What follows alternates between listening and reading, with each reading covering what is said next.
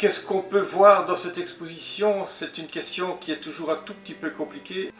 Parce qu'effectivement, il y a des portraits, il y a des natures mortes, il y a des paysages, il y a des corps, il y a des fruits, il y a des légumes, enfin bon, il y a un peu de tout.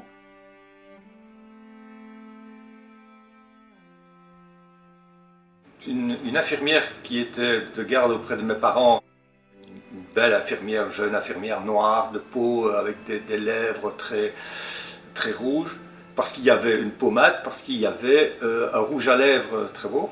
Et alors, ah, qu'est-ce que vous photographiez? Je dis, bah, de nature morte, hein.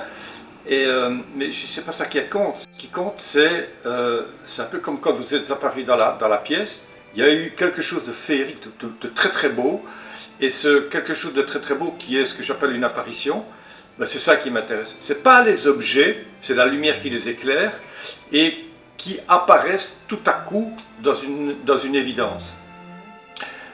Et c'est ça qui est assez troublant et intéressant et particulier avec la photographie, c'est qu'on peut enregistrer ça en direct, mais qu'on ne peut pas le provoquer. Donc c'est un truc qui est très particulier, c'est-à-dire qu'il faut être toujours en attente, en disponibilité, et cette disponibilité n'est pas quelque chose qui se commande. Allez, je vais aller faire des photographies, c'est pas tout à fait comme ça que ça marche, même si je le fais quand même pour certains projets. Mais pour ce type de photographie ici, c'est toujours être disponible, d'avoir un appareil à côté de soi, ou avec soi.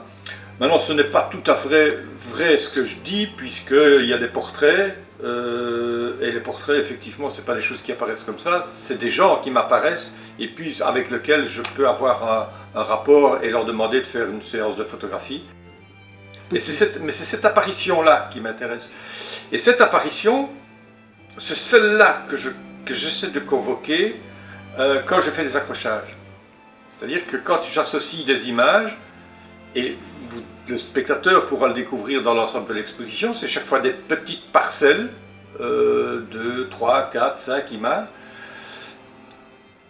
Et qu'est-ce qui est convoqué, qu'est-ce qui se passe dans la tête de celui qui regarde quand il est convoqué ou quand il est confronté plutôt à cette proposition-là? Ce sont des propositions. Alors évidemment, je sais quand même plus ou moins où je vais, hein, quand même. Mais le plus ou moins où je vais, c'est ce qu'on appelle dans la mémoire collective. Et c'est ça qui est convoqué, c'est cette mémoire collective, cet imaginaire collectif.